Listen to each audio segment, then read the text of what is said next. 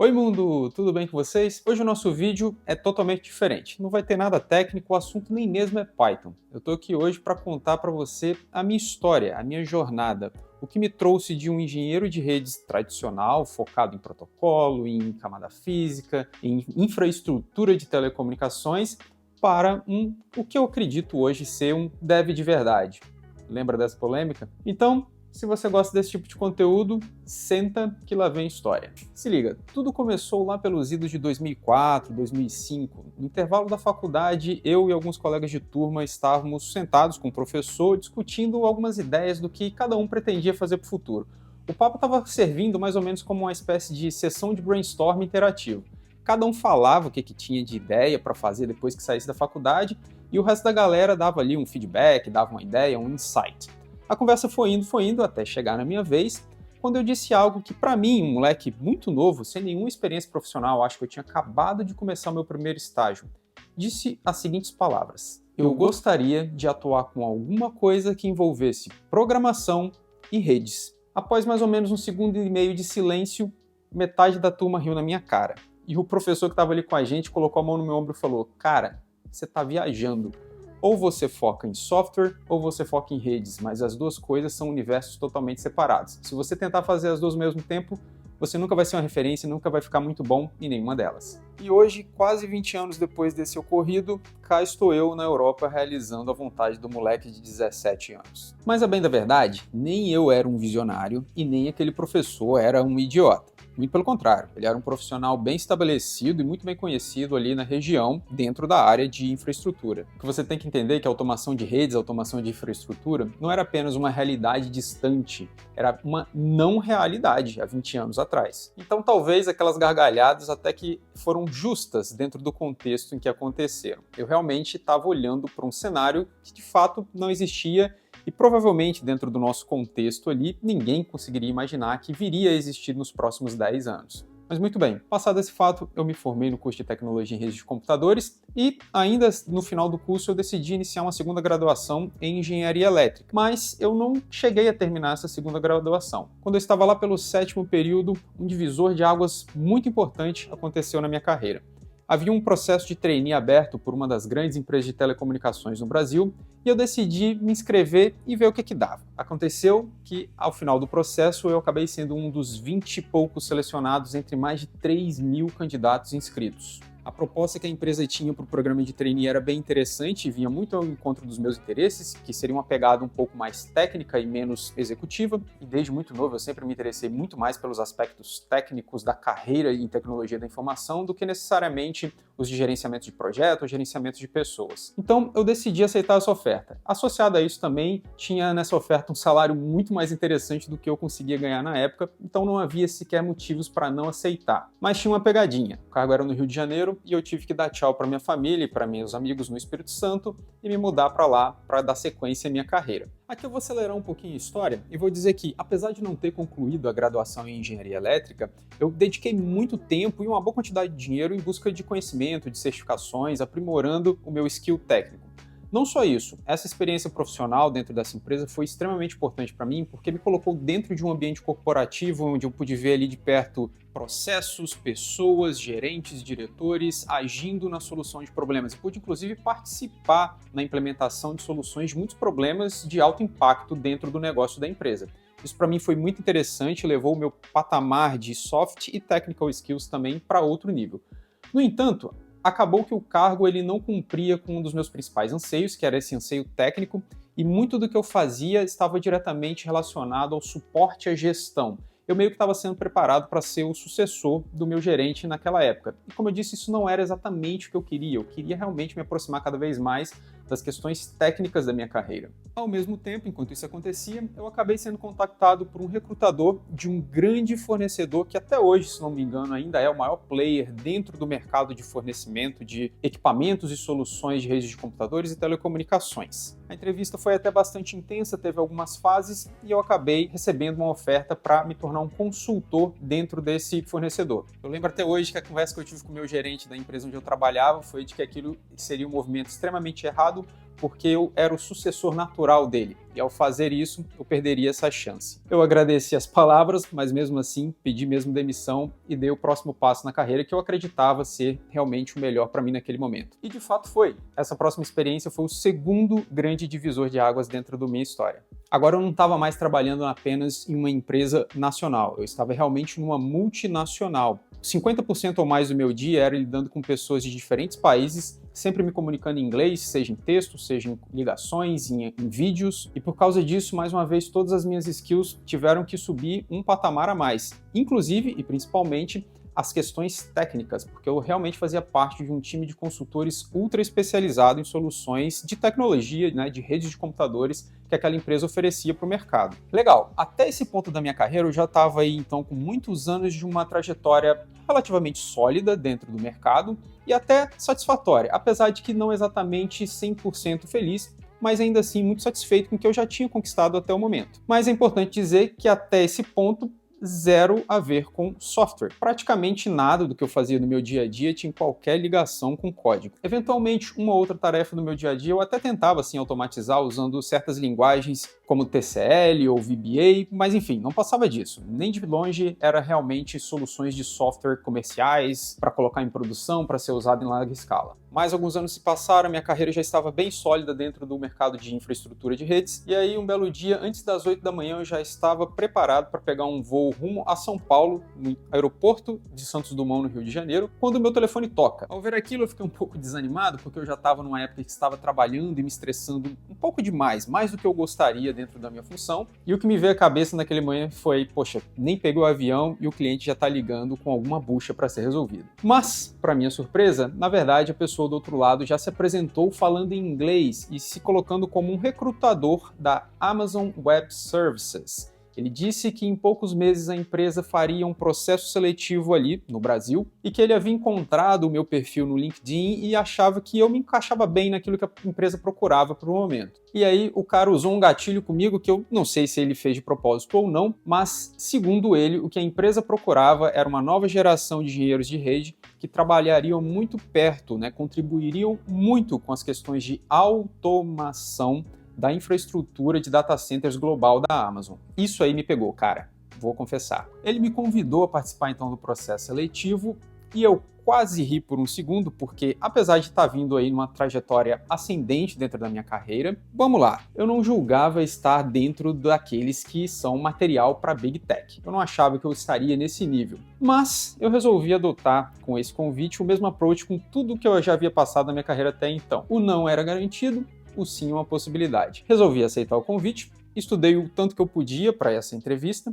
e depois de um longo e muito exaustivo processo, devo admitir, não é algo que eu recomendo para quem não tem muita paciência com processos seletivos, eu recebi o contato de um outro recrutador, de uma outra pessoa do RH da empresa, informando que eles estavam satisfeitos com o meu desempenho e que gostariam de me oferecer a vaga de engenheiro de automação aqui em Dublin, na Irlanda. E por mais que a minha carreira realmente estivesse indo bem dentro do ambiente em que eu estava até o momento, eu sentia que esse era um próximo passo que fazia muito sentido, especialmente pelo lance da automação. Aquele menino lá de 17 anos deu um berro dentro de mim e disse, cara, você sempre quis fazer isso. Acho que outra chance tão clara como essa não vai aparecer tão cedo. Eu aceitei então a oferta e dentro de alguns meses eu e a minha esposa colocamos todas nossas vidas em 4 malas e despencamos aqui para Dublin. E eu tinha certeza que esse novo capítulo da minha carreira profissional ia ser realmente magnífico. E eu não poderia estar mais enganado, infelizmente. Pouco tempo depois de ter assumido o cargo na Amazon, questão de semanas, eu percebi que a ideia que me foi vendida pelos recrutadores com quem eu conversei durante todo o processo, e até mesmo pelos entrevistadores, não era assim tão verdade. De fato, o cargo envolvia contribuições com automação, mas infelizmente o time onde eu fui alocado nem de longe tinha isso como a sua missão principal, e isso me frustrou bastante. Na verdade, o dia a dia do time tinha muita função manual, coisas que nem faziam uso de todo o conhecimento que eu já tinha adquirido até esse ponto da minha carreira e nem me colocavam em contato direto, permanente, consistente com aquilo que eu queria desenvolver daqui para frente. Mas eu decidi tomar uma postura um tanto quanto otimista com isso, no primeiro momento pelo menos, e decidi pegar muito do meu tempo pessoal para começar a estudar o tanto que eu pudesse questões relacionadas a desenvolvimento, principalmente o Python, porque eu detectei que o Python era uma linguagem extremamente popular dentro daquele ambiente onde eu agora estava. De fato, eu me apaixonei rapidamente pela linguagem, eu vi como que ela era poderosa, como que ela poderia me ajudar a resolver com certa facilidade diversos problemas do dia a dia. E aí, eu passei a ficar de olhos bem abertos, porque qualquer coisa que aparecesse no meu dia que eu pudesse usar automação, eu decidi que eu ia fazer isso. Mesmo que não fosse para contribuir diretamente com as ferramentas de automação de rede que a empresa já usava, qualquer tarefa que eu percebesse que o meu time estivesse ali engargalado com ela, eu me colocaria à disposição para fazer isso de forma automatizada. E de fato não demorou muito tempo até que uma oportunidade assim aparecesse. Algum tempo depois o meu chefe me contactou pedindo um relatório que até então ninguém nunca tinha feito na empresa. Mas para fazer esse relatório, alguém teria que vasculhar ali dezenas de arquivos e procurar informações muito específicas dentro deles e compilar isso tudo, enfim, num Excel, fazer gráficos, coisas do tipo. Isso com certeza demandaria muito tempo da pessoa que fosse fazer essa tarefa, tanto é que meu chefe me deu um prazo até longo, de algumas semanas, acho que 3, 4 semanas, para entregar uma primeira versão desse trabalho. Quando eu saí da sala de reunião onde a gente teve essa conversa, sentei na minha mesa, olhei para a tela do meu computador e eu lembro que eu disse o seguinte: nem fudendo eu faço essa merda na mão. Imediatamente eu abri o meu IDE e comecei a criar ali um código muito rudimentar que fosse me ajudar justamente a automatizar toda essa tarefa que eu teria que fazer. Aliás, eu tenho certeza que se hoje eu fosse olhar para esse código novamente, eu sentiria até vergonha, porque de fato até aquele ponto da minha carreira eu nunca tinha feito nada profissionalmente do ponto de vista de software. Mas enfim, meti a mão na massa, fui fazendo de qualquer jeito, a trancos e barrancos, e uns 3 ou 4 dias depois, bati lá na mesa do meu chefe de novo e disse: quero te mostrar um negócio. E quando o cara viu um relatório para o mundo inteiro daquilo que ele tinha me pedido apenas para um site, o turco quase caiu de cara no chão. O cara ficou super empolgado, elogiou pra caramba o meu trabalho, disse que queria ver mais daquilo, que eu investisse mais tempo naquela solução que eu tinha acabado de criar, porque ele tinha outras ideias, queria incluir mais informação,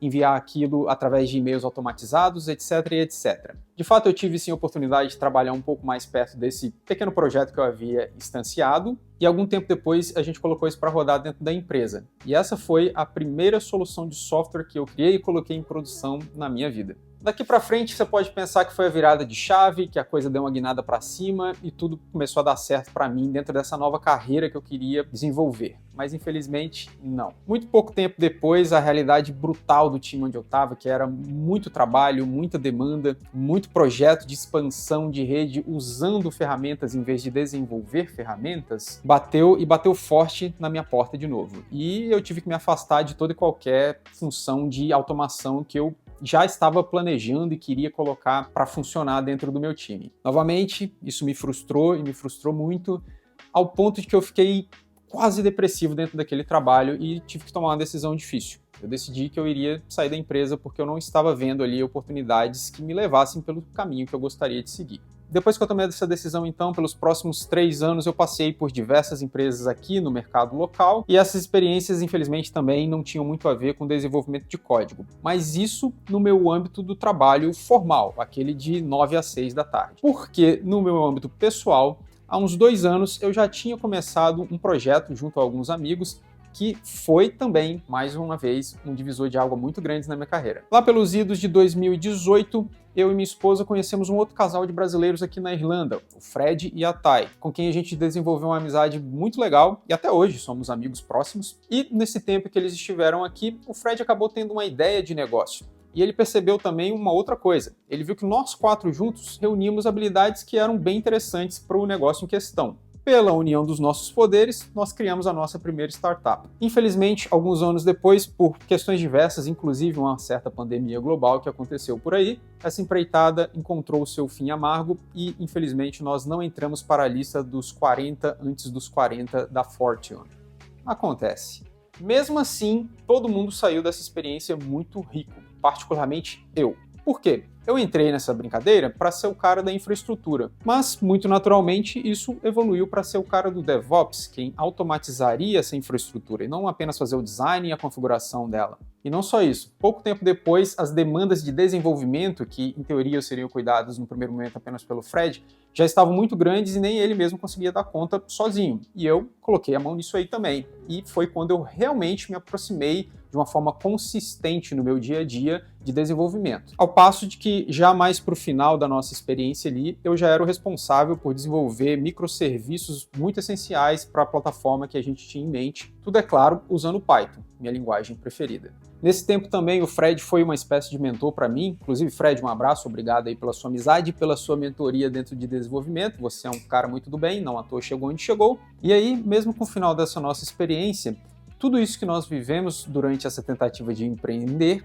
me ajudou a solidificar essa confiança na minha skill de desenvolvedor, de ser alguém que pode se aplicar para vagas exclusivamente focadas em desenvolvimento. E foi isso que eu passei a tentar fazer. Eu comecei a me projetar no mercado de uma maneira muito mais focada, realmente interessado naquilo que eu queria fazer dali para frente. Com esse mindset no lugar, eu eventualmente passei há uns 2 anos, um pouco mais de 2 anos atrás, em uma entrevista como uma grande farmacêutica, onde eu trabalho hoje como o que eles chamam de Net DevOps, essencialmente, agora sim, de fato, um engenheiro de automação de redes. A proposta do cargo basicamente é aquilo que eu pensava que teria sido na Amazon, mas hoje 80% ou mais do meu dia, de fato, é trabalhar com atividades diretamente relacionadas a desenvolvimento. Sejam coisas um pouco mais simples, como correção de pequenos bugs ou a criação de novas funcionalidades dentro do nosso framework de automação de redes, ou até mesmo aquilo que eu descobri que é o que eu mais gosto de fazer, que é pegar um problema para o qual não existe solução nenhuma de fato e construir uma totalmente do zero. Isso é o que me dá mais tesão dentro da área de desenvolvimento. E eu acho que é por isso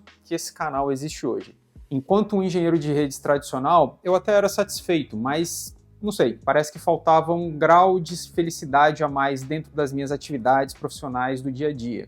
E hoje, ainda que eu reconheça que meu trabalho não é perfeito, porque afinal, que trabalho é, né? Não existe nada 100% perfeito. Ainda assim, eu me vejo como um profissional muito mais realizado. Parece que eu tenho agora essa vontade de tentar passar para frente essa ideia de que é possível mudar. Se você não está tão satisfeito assim com a sua carreira dentro de tecnologia ou com a sua carreira até mesmo fora de tecnologia, o caminho do desenvolvimento, uma jornada dentro dessa área, parece ser muito interessante. Para mim foi e talvez seja também para você.